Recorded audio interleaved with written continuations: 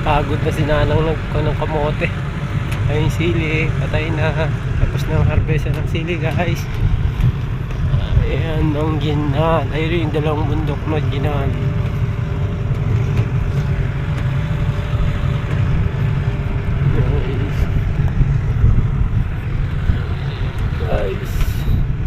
Guys, ayan na guys. Ayun yung simbahan nila guys. Ito yung kanila. Ang lamig dito, grabe. Nagbibitak-bitak na yung mga labi ko. Hindi mo kayang lamig dito. Diyos ko Lord, hirap trabaho, tapos sobrang lamig pa.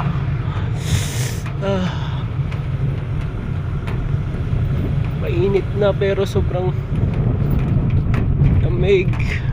Ay, sa madaling araw nag-aayos ang mga halaman. Ay, mansanas sila guys.